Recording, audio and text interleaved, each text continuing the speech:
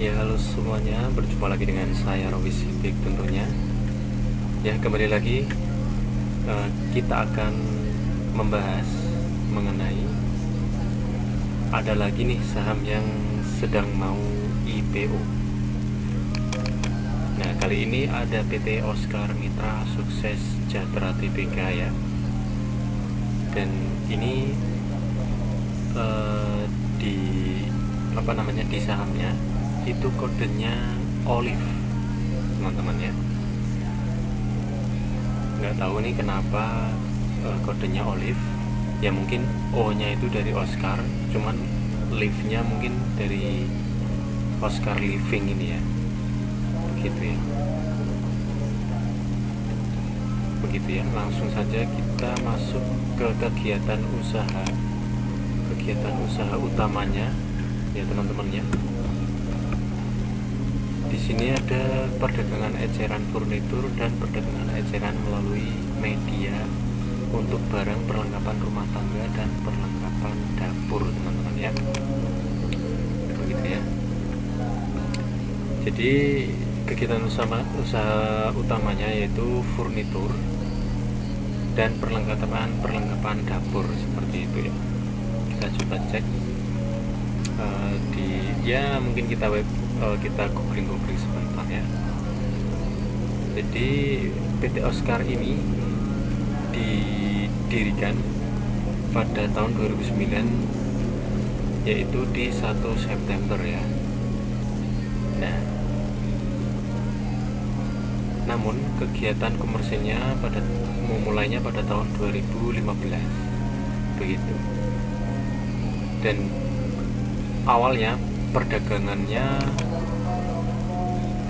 yaitu peralatan dan perlengkapan rumah tangga, industri furnitur dari kayu, industri furnitur dari rotan dan atau bambu, kemudian industri furnitur dari plastik, ada juga logam, barang kayu, gabus, dekorasi interior. Jadi usaha utamanya itu dari awal itu industri furnitur, begitu ya, furnitur dalam rumah.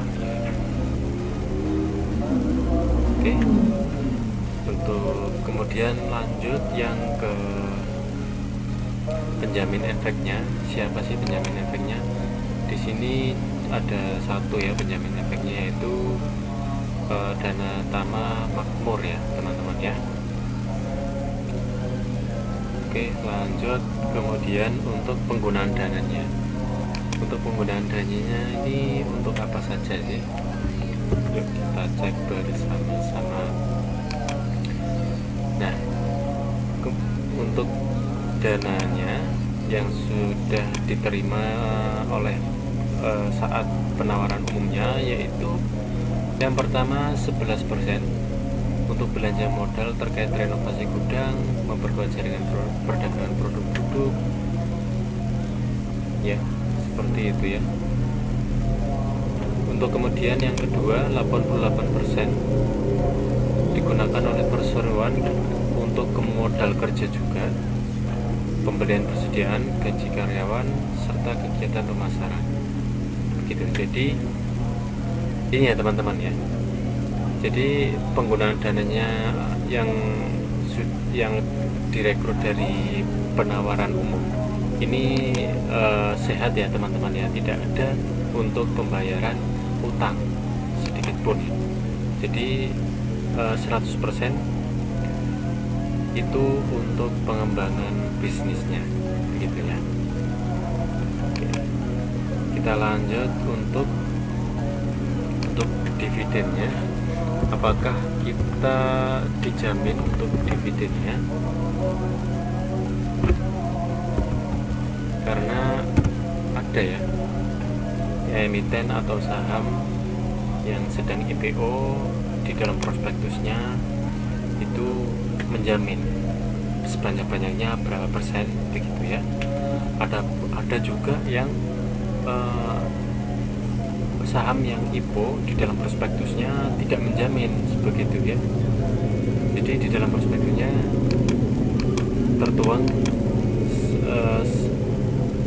kasarnya ya, kami tidak menjamin dividen pada kemudian hari gitu Nah, di sini olive bagaimana sih? Nah, kita cek bersama-sama ya. Dijamin atau enggak sebanyak-banyaknya? Kalau dijamin sebanyak-banyaknya berapa persen? Gitu ya.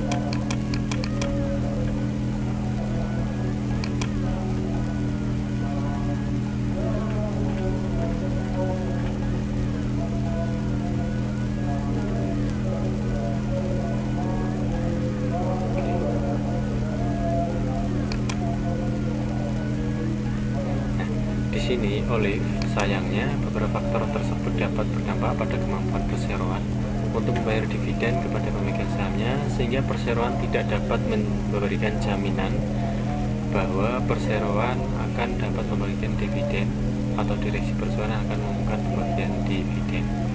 Begitu ya teman-teman ya, beda dengan IPO sebelumnya yang sempat kita bahas bersama-sama kemarin ya. Di sini olive tidak menjamin akan ada dividen atau enggak, dividennya berapa persen atau enggak, begitu ya. Beda sama emiten IPO yang lain, ada yang berani ya, ada yang berani menyebutkan sebanyak-banyaknya berapa persen, ada yang 10, 15%, bahkan ada yang di dalam prospektusnya itu menyebutkan kita akan membagikan dividen sebanyak-banyaknya 40%, begitu ya teman-teman ya. Nah, ini sayangnya olive tidak menjamin ya, gitu ya. Oke, kita lanjut. Dividen sudah ya, kemudian waran ya. Kita dapat gratis waran atau tidak?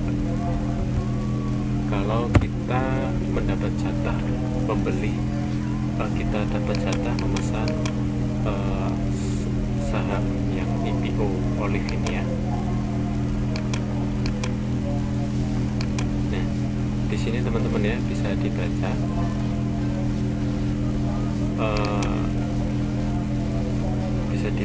mengenai warannya. Oke.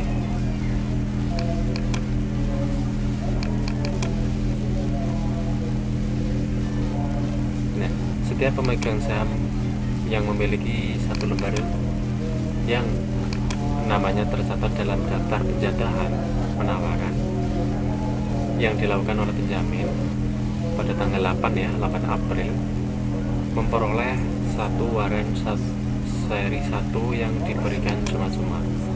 Jadi enaknya di sini olive memberikan cuma-cuma setiap satu lembar saham yang teman-teman dapat jatah pada pemesanan itu dapat satu waran ya. Jadi 1:1, teman-teman dapat satu lembar, dapat satu waran seri gratis yang diberikan oleh cuma-cuma. Jadi di sini pemberian waran seri dengan gratis ini agar para investor mau melirik, mau membeli saham yang sedang IPO. Jadi ini bisa teman-teman manfaatkan ya, waran seri 1 ini yang diberikan gratis oleh olive. Begitu, langsung saja teman-teman ke laba ruginya.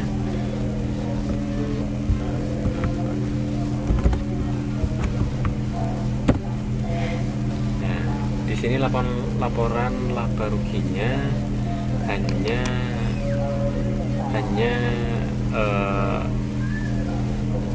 dikasih 2020 awal, kemudian 2020 akhir, kemudian 2021 ya, laporan laba ruginya. Namun di sini terteranya dari yang pertama ini 185, kemudian naik, kemudian turun ya, kemudian naik drastis ya. Jadi mengalami peningkatan namun tidak signifikan.